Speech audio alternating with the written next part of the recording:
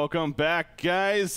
Getting ready for game one. Again, I'm Breaky CPK, and as you may have noticed, once again, I am joined by Greetorf, usually doing the StarCraft 2 casting, but today helping us out with Heroes of Newerth. Once again, though, how you doing, man? I'm doing fantastic, man. Can't wait to get into this, start to break it down, and I'm really gonna try to put a lot of my StarCraft 2 knowledge into this. I know it seems kind of weird, because they're very different games, but I feel like a lot of these strategy games have a lot of the similar aspects. Yeah, you know, they definitely do. I mean, to an extent, obviously. When you look at an RTS game, you know, it definitely it has its differences, of course, but in the long run, you know, there's a lot of thinking that's involved. Whether it comes to microing, macroing, whatever, there's definitely a lot of thinking involved. And with that said, you know, you can definitely relate between the two. And you know, that's why, from my experience too, and I'm personally a StarCraft 2 player myself, as I've said in the past, and I love watching StarCraft 2 in general.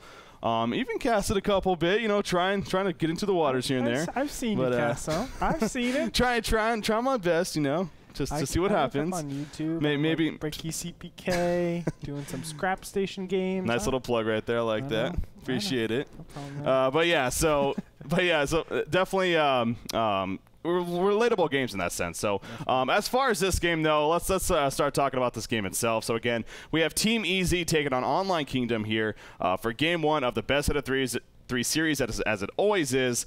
But yeah, we're talking about, these are two teams that are coming off a win in their first week, so starting off 1-0.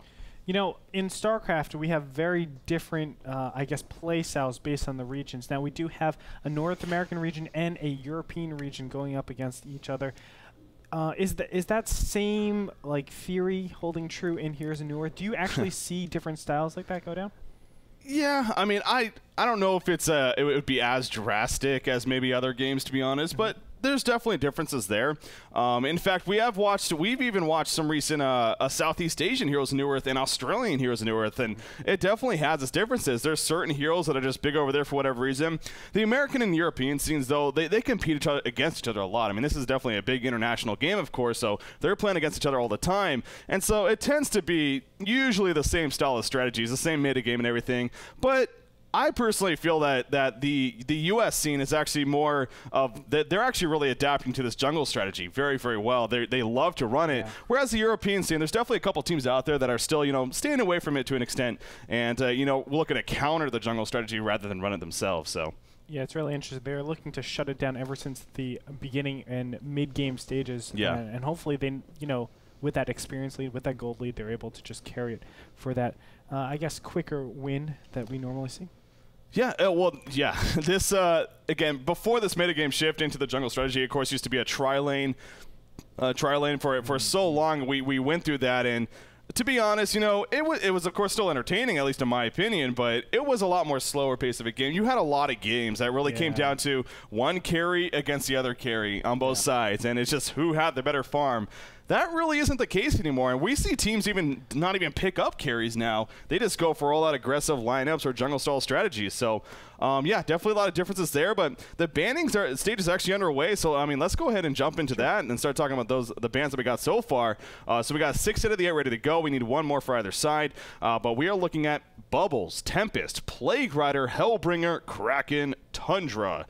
So those are the 6 bans so far. Honestly, no really shockers in there whatsoever. You know, Bubbles, he's not necessarily the banned hero that we see all the time, but he's definitely a hero that, you know, depending on who you're playing against, and in fact, Easy, they're the ones to ban it. You know, Online Kingdom, they do have some great Bubbles players over there, including Palzilla and Loda as well, so.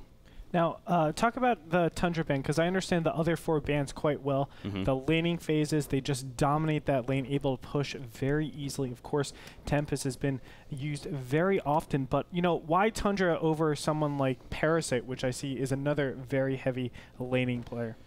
Well, yeah. Parasite, you know, he's definitely one of these new and up-and-coming heroes. And in fact, Easy loves to run Parasite. So you mentioned him. I wouldn't be surprised if we see him in this game, frankly. But now Tundra, you know, it's definitely good to bring that up because Online Kingdom, so they were the ones to ban Tundra. The thing with Tundra, though, you know, I actually had Hani, you know, I was talking to Hani about this recently. Tundra is one of the the highest skill cap heroes in the game.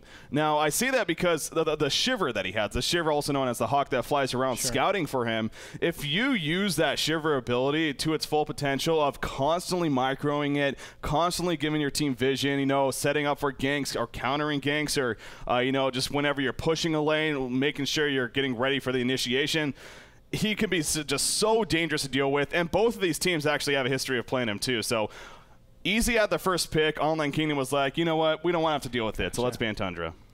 Well, we do have our first pick as Polywog Priest. I love Polywog Priest, especially on Shu. He's one of the most Shu loves Polywog Priest as well. Yeah. I mean, just the biggest thing I love about Polywog Priest is just his ability to control the early game lanes, put out those wards, and really give someone else on their team a huge boost in that early gold. They can have a lot of timings when it comes down to it, getting those quick tower kills at the level 1. Yeah, and very dominant solo mid hero in general. And, you know, again, Shu is famous for playing Polywog Priest, especially recently. So, again, not a shocker of a pick right there. We've even gotten to the conversation, you know, kind of like No-Tail with Fnatic MSI, another very dominant solo mid player. You know, there's certain heroes that you just got to start thinking to ban whenever you're going up against that player. Polywog Priest is definitely getting to that level, but not banned here. And so, obviously, first picked by Easy. By the way, the final bans, we actually finished off with Silhouette and Torturer. Again, no really big shockers there. Of course, Silhouette final ban by Online Kingdom, and Angry Testy has been known to play a very solid Silhouette, as well as, you know, a Flint Beast. He's the hard carry, of course, for the team. Following up with the picks, though, so Nymphora Electrician, actually the first 2 picks over there for Online Kingdom. Nymphora, not typically a popular pickup in the competitive scene. However, Online Kingdom is one of the couple of teams, them and Complexity, are really the 2 teams that love to run Nymphora, and when they get the opportunity to use her, they will pick her up, because the potential she has to just move around the map, obviously, with that ultimate of hers and be such a potent ganker is very, very good, obviously. So. Now, you know, Nymphora, as you said, it has a very explicit role in the entire team. What do you think so much about Parasite being counterpicked, or I wouldn't say counterpicked, but picked after they know Nymphora is coming out? Because I feel like Parasite, you know they're going to run that 2-1-1 lane, and the constant roam could be a very huge problem if they deny Parasite a lot of experience.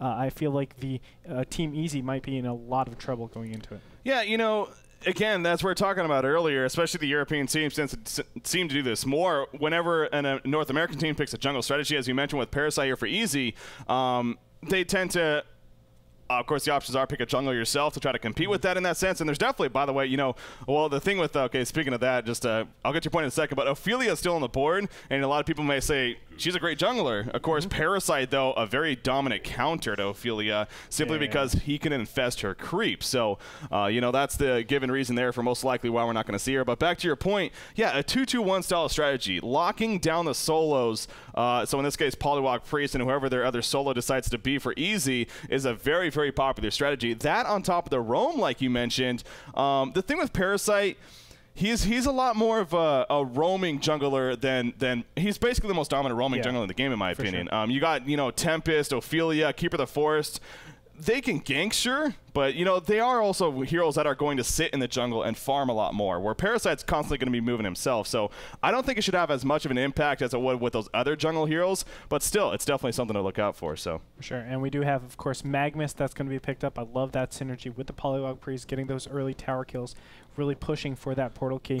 On the other side, we do have Pebbles and Corrupted Disciple that was picked up. Corrupted Disciple probably going to be their main carry for this entire Hellborn team. Yeah, Corrupted Disciple, another range hard carry, which is basically the only hard carries we see nowadays. Unfortunately, melee, not too much anymore. But with recent patch changes, maybe you kind of cross your fingers and hope for that. You know, S2 kind of hoping for the same thing. But you know, yeah. So Corrupted Disciple, very dominant, you know, carry hero. I love the Pebbles pickup though, because again, they started with Nymphora.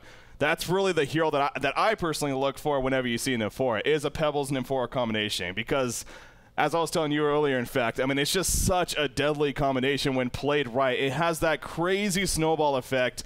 Pebbles it's himself obviously has a great snowball, and by what I mean by that, of course, is that he can take over the early game, and he just grows and grows and grows and becomes unstoppable as a result. When he has Nymphora at his side, you know, when she's feeding him mana, teleporting him to wherever he wants to go to set up ganks as soon as he gets that portal key, very, very dangerous. And they finish it off, by the way, with Andromeda. So another very high potential roaming support hero. Unlike Kingdom, they're going to be looking to play pretty damn aggressive here early on. Yeah, it's all going to be that beginning early laning stages, I feel. Of course, if Pebbles is able to go basically untapped and unchallenged with that initial portal key, it's going to be so hard to actually keep them from not ganking. It's just such a fast team. I'm really, really interested to see how easy goes about this initial laning phase. Yeah, it's going to be a lot of fun. And speaking of the laning phase, you know, I'm kind of sitting here trying to guess what to expect. I mean, well, obviously, you know, I believe we're going to see a Pebbles Nymphora lane, probably an Andromeda Electrician lane, and that's going to leave. That's going to leave Corrupted Disciple to solo.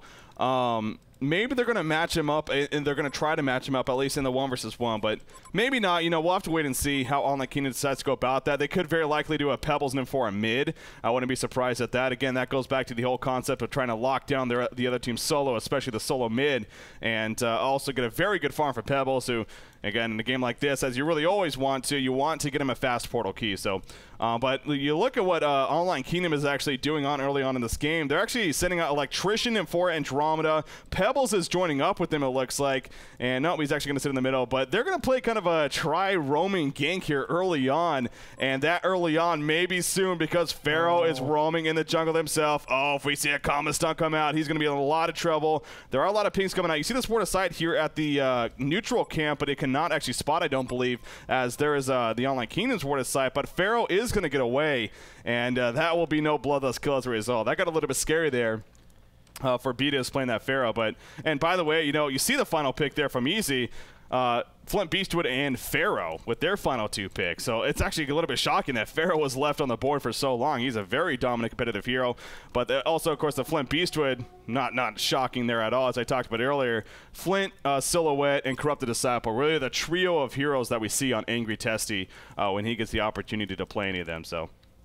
Yeah, I'm interested to see. I mean, this top lane, I definitely think it's going to be so tough for Pharaoh to actually continue this. He's going to really rely on most of his, probably his Tormented Soul to get him most of his creep. Yeah. But I really feel like because of Corrupted Disciple getting such an early lead, it's going to allow Andromeda to roam so early, and because of that, that middle is going to be affected quite a bit, and it might be tough for Polywog Priest to actually get a hold of that and actually start to push the lane for that tower kill.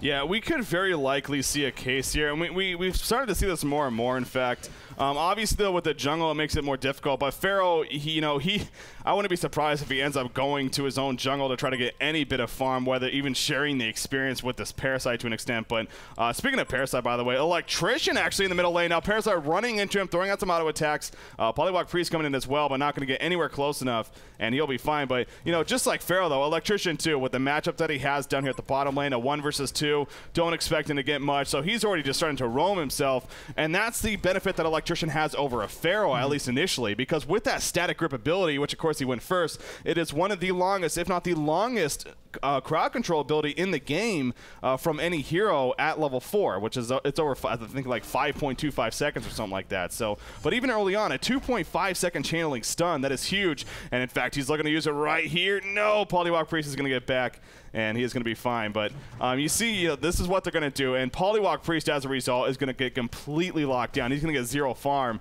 as Hani, not only is Hani getting free farm, but he also has a hatchet, by the way, too. A little bit interesting, especially since he is babysat, and, you know, they knew that they were going to have the 2 versus 1 advantage, or at least I would have expected that.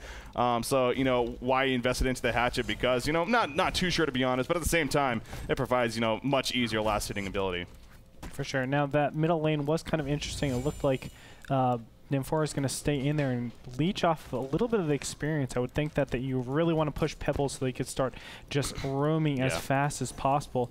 But he has gotten the majority of that creep farm, so we will see him approach that portal key a lot faster. We can already see that a bottle is coming up, and it looks like, oh, no, Parasite might have tried to go for a gank, but again, Electrician with invisibility. He's coming up here really soon. There's a static grab. Now the follow-up Zeal Stun, the Stalagmites on top of that. Now they did not stagger the stuns, and it's not going to be enough for the kill. Magnus porting in. Now here's a turnaround, a chance for the Legion team. Pebbles trying to run away. One more auto attack from Parasite may do it. He has the Legion 1 second. The heal, the nice heal from Nymphora, keeping Pebbles alive. One more. No, the stun from Nymphora. The Bloodlust kill now did go out in favor of the Legion team still. Chu actually did take out Palzilla right there, as you see on the text, but Pebbles will barely live. What a last-second stun from Nymphora, but still, like I said, Polywalk Priest gets the last laugh with the Bloodlust kill. Yeah, that was a lot of miscommunication coming out, and they obviously should have just linked all those stuns together. Unfortunately, they weren't able to do that, and they paid the price dearly.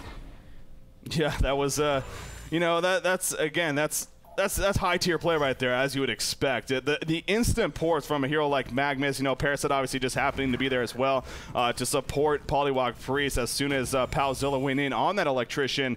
So that's really unfortunate, though, for this Electrician, because not only did he spend all that time roaming and trying to set up that gank. By the way, speaking of gank, Magnus had a lot of trouble. The double stun going out. There's a chuck in the air, and he says, "See ya, Magnus," as Pebbles will take that kill, being played by HoN, and he gets his first kill of the game. So finally, he gets something out of it. But yeah, back to the point that I was saying, you know, now Electrician, he's back to this bottom lane, but he is way behind. He is getting absolutely nothing in this game right now. You pull up the GPM tab, only 71 gold per minute. With the likes of Andromeda and Nymphora, for that matter, they're both around the same, so the support getting absolutely nothing here for this Hellborn side. And Electrician, you know, it's kind of interesting because normally when we see Electrician, we see him in a semi-carry type role. He gets a decent farm, he becomes beefy and tanky. They're playing him really as a pure roaming because of how the lanes are set up, but he is going to be really, really nerfed as a result of that. Yeah, it's really a shame, but, you know, I guess he's trying to buff all of his allies, of course, but it's not really able to materialize any of that just yet. And it looks like this top lane coming over here, Corrupted Disciple, with just a massive lead in this lane, and that's to be expected, of course. But I don't know. I would have liked Pharaoh to, as you said before, go into that jungle and start doing something there, either stacking or something a little bit more useful, because I really feel like this top lane is forfeit. It's just really tough to actually commit so much up here. Yeah, I mean, at the same token, by the way, you see him scouting right there with the Tormented Soul. Actually, he's going to pull it. I don't know if he purposely did that to actually pull the camp to stack it so they can take advantage of that later on. Kind of an interesting tactic right there. But he is using that Tormented Soul to get any last hits that he can. And he is level 3. You look at the experience per minute tab now, he does have the advantage over Electrician. And really, whenever you have two heroes like in the same similar role, of course, what we have with Electrician and Pharaoh, we want to compare them with one another. And Pharaoh is actually winning in that sense. But yeah, it does go back to the point, maybe would be better off going to that jungle and, you know, perhaps sharing. Because again, as I was saying earlier, Parasite isn't a hero that's going to sit in the jungle and farm. So by no means is that not an option for Pharaoh. But, you know, he is staying in the lane. He just hit level 4, actually. So honestly, he's not doing too bad. The lane is getting pushed up. Now, of course, Corrupted Disciple continues to get free farm. No shocker there. But because of this lane push up now, Beatus is actually going to get a good chunk of experience and a decent opportunity to even get some last hits in here. So, speaking of, wow, bottom tower goes down in favor of the Legion team. You see the catapult taken over by Parasite, and Magnus and Flint Beast are just pushing it in. So Electrician's like, guys, yeah, our bottom lane, I can't do much about that by myself. Yeah, that's going to give a lot of capabilities, of course, for that Magnus. Although Magnus has been roaming quite a bit, it will give him that little boost for him to be able to either start ganking a lot more aggressively or for him to get that portal creep. But Flint Basewood, for the most part, has gone untouched this entire game. And he's going to be monstrous if they don't start doing something. Yeah, and you know, Angry Testy's Flint Booster, this is what he usually does. This is when he gets this opportunity, he will take full advantage of this. And I know he gets a lot of crap, and he's definitely got it from us in the past too. Angry Testy, the player himself, in that he's such a boring player. All he does is sit back and farm. He just plays the PvE, the player versus enemy. He doesn't even PvP in it, no. But honestly, that's a skill in itself. A lot of people don't realize how difficult it can be to actually manage your farm as good as some of these top tier players do, such as Angry Testy. And, you know, as boring as it may be to a spectator, it is very, very necessary. And there's a reason why he's on one of the top teams in the world, frankly, in Team Easy, and also a star name player. So, but you see him down here again. You look at Parasite and Magma, so they're kind of committing to kind of a pseudo push right now. Electrician doing what he can to steal any experience possible, as well as get any bit of farm with that energy absorption, of course. But they're not making it easy on him whatsoever, as you would expect. But Angry Tessie just going to keep it pushed up, and the Hellborn team has done very little, frankly, nothing to actually stop this. So I really wonder if Online Kingdom is going to commit suicide. But by the way, swinging in for, oh my gosh, he's in a lot of trouble now. There goes a slow from the flare. The stunner from Magma. It's a final auto attack from Angry Tessie. Electrician thought about going in, but realizing, yeah, a little bit too late. However, double damage Pebbles. He takes a leech. Income from the flank though from Electrician. He misses the stalagmite though, and now Pebbles in a lot of trouble. Money shot. Money shot. No, not enough damage. But Parasite chasing. One more auto attack will do it. No, but the creep block. The creep is in the way, and once again, Parasite cannot kill Pebbles. Yeah, what an unfortunate turn of events, of course, for the Legion team. It looks like they just cannot seem to take him down throughout every single engagement. But still, I would give them quite the advantage already in this early game, this 8-minute stage, because the Hellborn team is really built to be that ganking type. They have to take advantage of this timing, and you know, they're letting it press on. I feel like they're giving up a good, you know, 5 minutes of where they are strongest based on the compositions of their heroes. Yeah, you know, that's definitely a good point to bring up too, because on top of that, not only is it they have a good gank team early on, but it also comes down to the portal key rush here on Pebbles. And as we always say, especially with a Nymphora partner now, she needs to get level 6, of course, when Pebbles gets that portal key. His farm, it hasn't been the greatest, especially for being a 2 versus 1, but it's been good. I mean, he's at 274, and that is good. He right now has 1,200 gold saved up. He's got little red booties in his bottle, so he's got his items early on, but, you know, I believe with that, you know, he is going to be looking to go for a portal key next. Again, going back to Nymphora. By the way, Nymphora isn't actually going for Grace of the Nymph. That is a little bit interesting, but, oh, speaking of Nymphora, she's trying to support Corrupted Disciple at the top lane. Leech going to come out the War Trap. Unsuccessful, though, but the Tongue Tide will take care of that. A couple more auto attacks. There we go. And Shu ends up getting the kill onto Corrupted Disciple. Nymphora kind of just stood back. Nothing more that she could do. She already used her stun and heal. And the towers, the wards, though, are actually just out of tower range, so that's kind of unfortunate for Polywog. But hey, kill's a kill. That's what you're ultimately looking for. Electrician going to come in and do what he can to defend this for now. But even Angry Testie's up here. He had too much, he's getting a little bit bored with that bottom lane, I guess. Now he's up here helping with the push at the top side. But it looks like that is the cue for the Legion team to fall back for now, with the support coming back in for the Hellborn team, and Corrupted Disciple also respawning. So, but yeah, Nymphora actually not going Grace of the Nymph. Now, I believe with that set, I wouldn't be surprised if Pebbles actually goes for a Ring of Sorcery. We have seen that before too. With the Nymphora Pebbles combination, especially with the change to it. But meanwhile, back at the top lane, Parasite diving on the tower, going to be turned around though. He takes out Nymphora at the last second, but he gets a 1-for-1 exchange. Now Polywog Priest, he's finding himself, oh, he ran into that creep. I mean, Hex is Electrician. Chu trying to get away with those Ghost Marchers, and Electrician says, nope, I got you, bitch. And they take him out. Loda actually getting credit for the kill right there on Corrupted. So I'll say this much though, action is definitely starting to pick up, but still it is in favor of Team Easy. Yeah, the big problem right now is, of course, Corrupted Disciple, because there's been so much activity, I feel, in this top lane, not only getting taken out, but forcing a huge amount of heroes over to this top lane. His experience has been a little bit diluted to where it could have been in the overall game, and he really wants to press for that level 11, of course, because that gives him that big boost, and it gives him the agency to go around and start just doing his damage like we're normally used to. Ooh, Portal Key has finally been picked up for Pebbles right now. Yeah, and again, that kind of goes back to, you know, so he gets the portal key, and that's great and all, but at this point, he only has enough mana to do one combination. And it's really funny, because going back to talking with Hani, this is something else I talked with him about. You know, items to look for on an early Pebble. Should you rush the portal key or should you not? He did make the point that he prefers not to, because of this reason, because you can only get one combination off, and instead of, you know, whereas if you went for something like that Ring of Sorcery, now normally, so now this would be okay if Grace of the Nymph was leveled up in M4. Whoa! Pharaoh trying to ulti Pebbles right there, but unsuccessful. That's unfortunate. Now that was an easy kill. That is a pretty big tell that everybody is around here, so people definitely need to go help out Pebbles. It looks like Pebbles is going to be stunned and killed from Magnus. Additionally, ports are going to come in here, but I don't think it's going to be enough.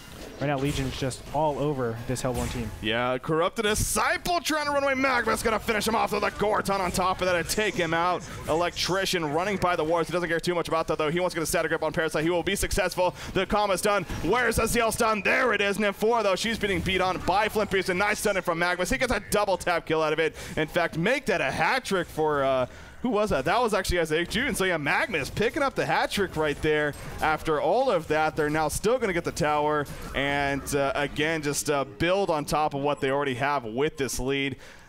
That was interesting though, because Farrell, so he failed on the initiation on the Pebble. So obviously, as you said, Pebble should have known that something was up. You know, maybe there's some people around here. He still stuck around though, and he didn't have support come in time. And by the time they got there, he was basically already dead. So yeah, that was a pretty big blunder in that read, particularly, of course. He just gets his portal keys, losing a lot of time where he can actually use this combination. Again, he wants to get something to get that get the combos more consistent, because right now his only mana regeneration is going to be that bottle. He needs, as you said, something like that Ring of Sorcery, and something like that. It's so detrimental to a team based on ganking, based on just being all over their opponents in front of them, not just free farming like how Flint Beastwood is doing in the bottom right hand corner. Yeah, and see now this is so they need Newerth to hit level 6 as they really need her to hit level 6, because if she was level 6 right now, they would be porting down into this bottom lane into the jungle and ganking this Flint Beastwood. But because she's not, obviously they can't port with her, so they cannot set up a gank. And I'm sure Flint Beastwood knows that as well. He's paying attention to the levels. By the way, Magnus gets stunned up for the static grip, but here's a turnaround for the Legions, and the eruption going to be channeled. It's going to go off just out of range, though. It does minimal damage, however, still probably going to be enough. Yes, it is. They take out Corrupted Disciple in the end. Electrician out diving onto him. He takes the lead. The War still doing some damage in the background. Electrician will fall as well. Nice Lava Surge stunning once again,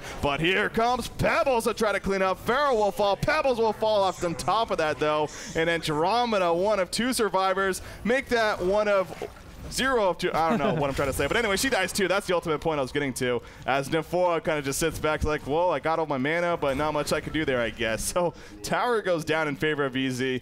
And wow, this is not what I expected at all. You know, you were talking about this.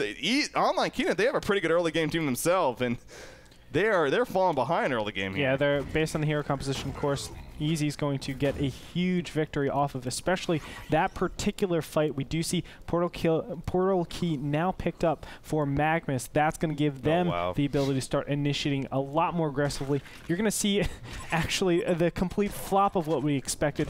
Team Easy is the one that's going to be starting the ganks now and really bringing on the aggression. I really feel like Easy is going to have the easiest time, no pun intended, coming into this 15-minute mark.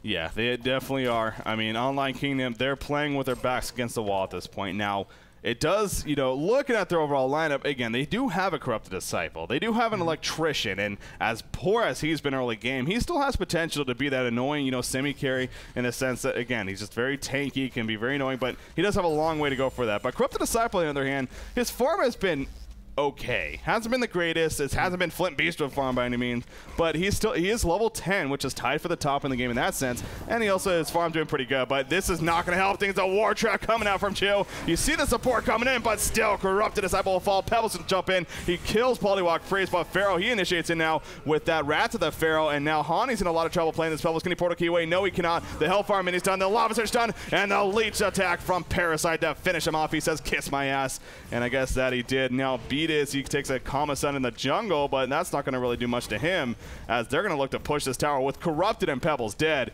There's absolutely nothing Online Kingdom can do. Easy knows this, and they're going to go for yet another free tower kill. This just continues to get more and more out of hand here. I mean, now 15-6 hero kill advantage. We're looking at an 11,000 gold lead, a 7,000 experience lead for just over 16 minutes into the game. Now 4 tower kills on top of that, by the way, which is going to be going down here. I mean, this is not good at all for Online Kingdom. I honestly was trying to give hope for them there, but as soon as I try, he dies. So, you know, it's tough, and I do have to give credit right now, especially to the Pharaoh on the Legion team for, you know, actually being able to leech all that. I know I was giving him a hard time earlier, but the fact is that he was actually able to keep that tower alive. I really feel like as soon as that bottom tower went down, there was a huge small ball effect. We saw actually bottom lane starting to roam much more, and they were able to play this like semi-defensive game, but also at the same time they're able to keep up with their opponents, which are supposed to be the Hellborn team, of course, is supposed to be a lot more active. Yeah, that's definitely a good point to bring up. Now, you know, you can look at it 2 ways too, though. I mean, the Legion team, they definitely committed a lot more to actually pushing that bottom tower, as we saw with the 3 players in total being there. But still, very good job by Pharaoh in the end. By the way, yeah, Magnus. He's like, I got him, guys. Oh, never mind. I'm dead. So that was just a great response there from Online Kingdom. But still, you know, 1 kill at this point in the game where they're down by so much, it's going to take a lot more than that to definitely come back into this game, that's for sure. But yeah, I mean, definitely just better team play, though, overall from Team Easy, really. They're really showing that off this game, and Online Kingdom just doesn't have much going on for them once again. But now let's things are calmed down, at least for now. By the way, Newerth is level 6 now, so this is what we're talking about. They really need to start taking advantage of this. Now, they're grouping up. Okay, here we go. So they're going to port somewhere. I guess it's top. Yeah, they're going to go top. Polywalk Priest is a target of choice. There's the Stalagmites. There's the stun, the Zeal stun. Where's the Chuck? Where's the Chuck? No Chuck. Okay, I don't know what he's doing, and Polywalk Priest is going to get away. What was Pebbles doing right there? He has a portal key himself. He's going to look to juke right here. There he goes. What? What was HoN doing? I cannot believe HoN did not Chuck right there. Maybe he forgot? I mean, have no clue. It's wow. Pretty unacceptable. I have no clue why that didn't happen, of course. He was probably the one that wanted to get credit for the kill, so I think it's just a big blunder overall. You know what? The other thing I want to mention is Corrupted Disciple. Of course, the big timing for him is for him to get that that shrunken head. He really needs to push for that, but he's so far away. And look at all the lanes; they're all so pushed forward. I mean, this Legion side has been so good about being able to control where these lanes are going. It's just getting to be an insurmountable advantage for this Legion team. Yeah, I mean, again, going back to Corrupted Disciple, obviously with the Mighty Blade, that's definitely a possibility. And I do honestly think that it's always ooh, by the way, he was walking on top of a Water Revelation right there, as you see it was just placed, so nearly getting caught out, but he's going to be fine. Shrunken Head's always a good pickup, but you look at this Legion team, and honestly, it's not as good as it would be against a lot of other teams. Because they can still do quite a bit. Obviously, Flint Beast, but he's just dealing out physical damage for the most part, so that's not really a big concern for him. You got Parasite, whose ulti actually still goes through both the silence and the swap effect. So actually, he can actually swap the conduit charges that are added up and apply them to himself. I believe that is how it works. I mean, again, we've talked about that in the past. I'm not actually sure exactly how the mechanic works. But anyways, and then, of course, you still got things like Wrath of the Pharaoh will still hit him. So, yeah, it's going to be great pickup for Flint. Nope, never mind. It doesn't even matter because he goes Ice Brand anyway. So he don't care. He went Ice Brand instead. Now, you know, like I was saying, this isn't a game where it is I need a Shrunken Head by any means, so I can't necessarily be too much of a critic of that. But there's still, you know, as I said before, I like it on him just because he's a hero that likes to be able to move around. By the way, Pebbles at the bottom lane gets dropped right there. But, yeah, going to Ice Brand instead, so. Yeah, kind of an interesting pickup. I don't know if this is just a kind of a cocky pickup. I would say that it's not the conservative pickup, that's for sure. I feel like just going towards that Shrunken Head would be a lot better, especially with all the disables that this Hellborn team have. But we'll see if it actually does anything, because we do see, oh no, Newerth actually cancels her. Yeah, I thought I heard it, but yeah, she canceled it. I don't know where she was going to begin with, but nevertheless, we move on, and things are starting to settle down. We do finally start seeing the Hellborn actually getting some sort of creep. We can see all the lanes have been pushed up. At least the middle and the bottom lane have been pushed up quite a bit. So Corrupted Disciple, he might have, if he controls this lane well enough, which he's not, he's been a little bit rash about this, I feel. You know, he will be able to start getting that Shrunken Head, which is so important to him. Yeah. Again, though, you know, with him going the Ice Brand, Oh, yeah, I definitely feel that he is going to be going for a Frostburn instead. So, yes, he will. Yeah, I mean, it does. I just assumed it again. I was yeah, like, it was like, gosh, you need that. Yeah, right? he's going Shrunken Head, so it's pretty obvious. Oh, wait, never mind, he's not. So no, but yeah, so Frostburn though will probably be what that turns into. But again, I mean, really, your point still stands that if anything, that's just going to delay it even now longer. Because I still see it as it definitely should be a pickup that.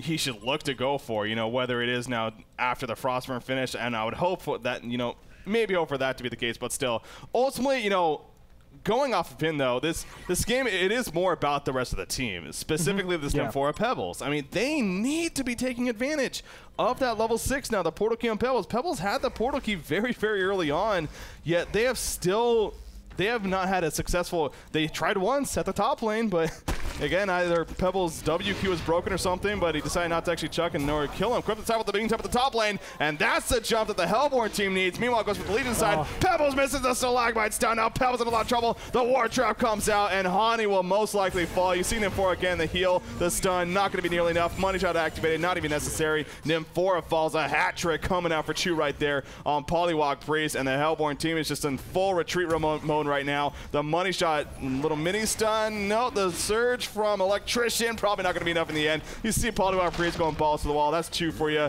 He is not afraid to run into the base. He's still running in there with a haste rune. Does he have a tongue down? Oh, the wrath of the Pharaoh barely misses. It doesn't matter, though. GG well plays are called. And wow, that's how it's going to finish. But there you go. That's going to officially do it. Easy dominates Online Kingdom in Game 1.